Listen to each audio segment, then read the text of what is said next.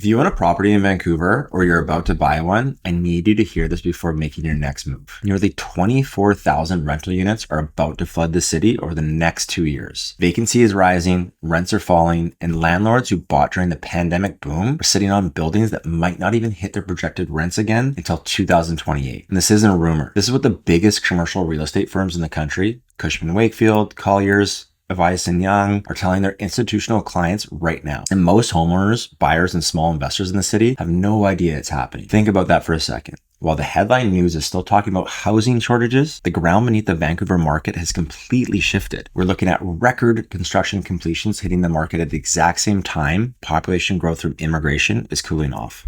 That's a double whammy supply shock. If you're an investor, your cash flow projections might be completely out of the window. If you're a buyer, you could end up catching a falling knife if you overpay today. And if you're a home seller, you're about to compete with a wave of desperate landlords looking to unload cash flowing nightmares before cap rates adjust even further. The game has changed. The strategies that made people rich in 2021 are going to break people in 2026. So stick around, because by the end of this video, you're going to know exactly what to do, whether you're buying, selling, investing in Vancouver real estate right now. And getting this wrong can cost you 5 figures or more. Let's get into it. Okay, first, the supply wave. Cushman & Wakefield is projecting almost 24,000 rental units delivered across the region over the next 2 years. 2025 already broke records for construction completions, and 2026 is bringing another massive wave right behind it. And here's what that actually means for you. For the first time in a long time, supply is outpacing demand, and that flips the power dynamic. Tenants, not landlords, are holding the leverage right now. Now, why does that matter so much? Because it could take several years to absorb all this new inventory.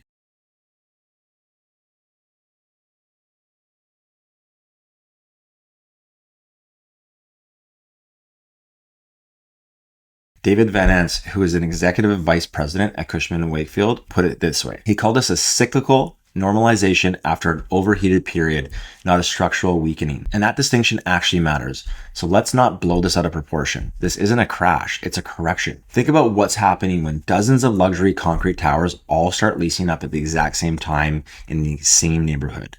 Developers can't afford to sit on empty units with interest rates where they are, so they start throwing incentives at tenants. A month free rent, paid parking, move-in bonuses.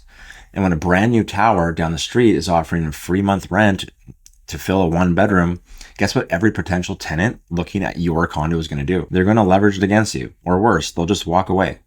This creates a domino effect. And to stay competitive, mom and pop landlords are forced to lower their asking price just to keep vacancies low. If your mortgage was calculated assuming you get $2,800 a month, and the market suddenly drops to 23, that $500 monthly shortfall comes straight out of your pocket. Multiply that over a couple of years until 2028, and you're looking at a serious bleed. But here's the part that should get your attention if you own or manage a rental property. The buildings getting hit the hardest are the brand new towers. The ones underwritten during the pandemic boom, where rents were projected to keep climbing forever. Those buildings are exposed. Older legacy buildings, the ones built decades ago, are much more insulated from this. Now let's talk about the money side of this, because that's where it gets real. Investors are demanding higher cap rates right now, basically pricing in that today's rent might not be there next year. And here's something a lot of people aren't talking about right now. Some owners are creeping towards near 100% loan to value as their asset values fall, which means their debt is starting to catch up or even exceed what the building is actually worth on paper. And that's why you're seeing developers throw in incentives, free months, rent, gift cards, all of it, utilities, you name it, just to keep their rent rolls looking healthy enough to satisfy their lender. So is this because people don't want to live in Vancouver anymore? Not at all. Demand hasn't disappeared. It just hasn't kept pace with how much new supply hit the market all at once. And there's a bigger economic story underneath this too. 5 credit rating downgrades for BC in the last 5 years. Projected $13.3 billion deficit for 2026 and 2027. And BC's population actually shrinking by over 41,000 people in 2025. On top of that, Canada overall has seen fewer temporary workers and international students coming in. And that's repricing apartment buildings across the country, not just here. When you stack elevated interest rates on top of falling asset values, the math gets brutal pretty fast. Many multifamily loans are coming up for renewal over the next 12 to 18 months. And when owners go to refinance at current rates with depressed valuations, lenders will demand major capital calls, often millions in cash, just to bring in loan-to-value ratios back into compliance. Owners who can't inject fresh equity will face a tough choice. Sell at a steep discount, bring in preferred equity partners, or surrender the assets to the lender. What makes this a classic real estate cycle is the echo effect, because developers are getting squeezed today and new project starts have ground to a halt. In 3 to 4 years, once this current wave of inventory is fully absorbed, Vancouver could easily find itself facing an even sharper supply shortage. And for now, smart capital is playing defense, waiting for cap rates to stabilize before jumping back in. Now here's the twist. And this is the part I really want you to pay attention to. For the first time in a long time, this is officially a buyer's market for multifamily investors. And that's an asset class that has almost always favored the seller in the city. And that's a big deal. But plot twist number 2, housing starts are down significantly right now. High interest rates and soaring construction costs have forced developers to pull back, put plans on ice, and delay breaking ground. Fewer new projects are breaking ground today. That means a shrinking supply pipeline heading into 2027 and 2028. And Greg Ambrose, vice president at Colliers, pointed this exact dynamic out. Ambrose's actual quote was that 24 months from now, we could be surprised how fast this market tightens back up, especially if government policy around population growth shifts. When you stop starting new builds, you create a supply vacuum in 2 to 3 years down the road. So while everyone is obsessing over today's temporary oversupply, the seeds for the next landlord rally are already being planted. And one more stat that tells you everything. 70% of building sales happening right now are private local investors, not big institutions.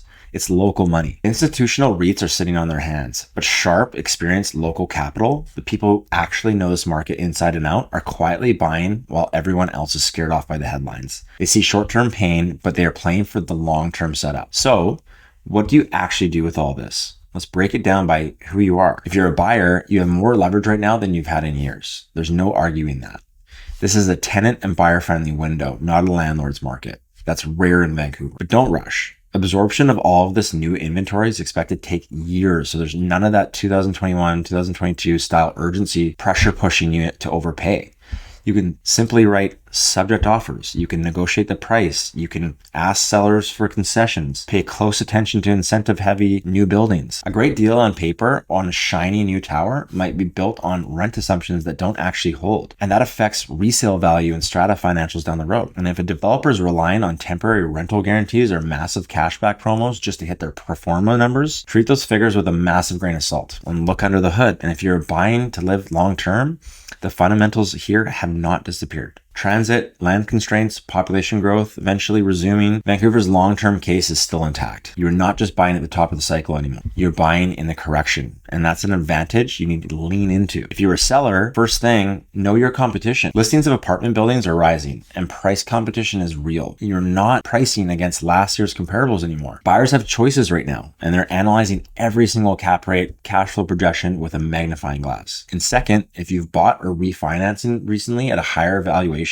get honest with yourself about the loan to value position before you list. With asset values softening, some owners are a lot closer to being underwater than they realize. If your lender reappraises your property today, will your equity still hold up? You need to know those numbers before you slap a for sale sign on your lawn. Third, price to the market that actually exists today, not the market from 18 months ago. Overpricing in a buyer's market just gets you more days on market and a bigger price cut later anyways. You become the listing perspective that buyers use as a benchmark to lowball everyone else. And here's the thing, if you can afford to hold, Colliers' own read on this is that the market could tighten back up within 24 months. If your balance sheet is strong enough to absorb a couple of years of softer yields, holding on might be the smartest play. And selling into a soft cycle when you don't actually have to sell is the single most common regret I hear from homeowners in the city. And if you're an investor, this might be the best window you'll get in years. Cap rates are rising, sellers are motivated, and here's the tell. 70% of current buyers are private local money. People actually know the market and they are already moving in.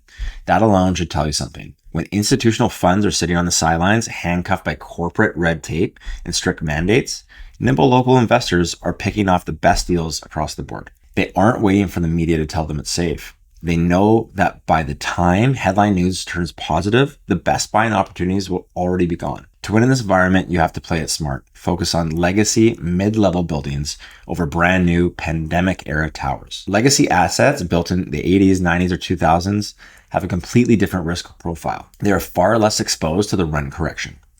They were underwritten and priced far more conservatively to begin with, and they tend to cash flow much more predictably when the high-end luxury market resets. Think about it. When a tenant decides they can no longer afford a $3,200 a month for a brand new high rise with glass walls and a concierge service, pool, where do they downsize? They move right into your well-maintained mid-tier building for $2,300. That gives legacy properties a natural floor for demand that new developments simply don't have. And here's the part that should get you excited rather than nervous. Housing starts are down significantly right now, which means the supply pipeline is already shrinking for 2027 and beyond.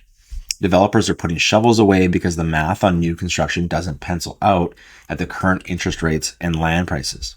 And Greg Ambrose again from Colliers is flagging this exact setup. Fewer projects breaking ground today sets up a much tighter, more landlord favorable market down the road. You have a narrow 18 to 24 months where panic sellers are discounting properties just because of the temporary vacancies. Buy the dip now, structure your debt safely to ride out the short-term noise, and you can be perfectly positioned for when that inevitable supply crunch hits and the market swings back in your favor. So here's the real question. If the market is shifting like this, where in Vancouver should you actually be looking right now? Because let's be honest, not every neighborhood is going to absorb the supply wave the same way. I already answered that exact breakdown in a video I made called, If I Were Moving in Vancouver in 2026, I'd move here. In that video, I break down exactly the neighborhoods I'd be targeting given everything that's happening in this market, including submarkets where demand is quietly surging despite what the macro headlines say. And now that you've seen this institutional report breakdown, that video is going to make a lot more sense. Don't make your next move in Vancouver real estate without watching it. See you on the next one.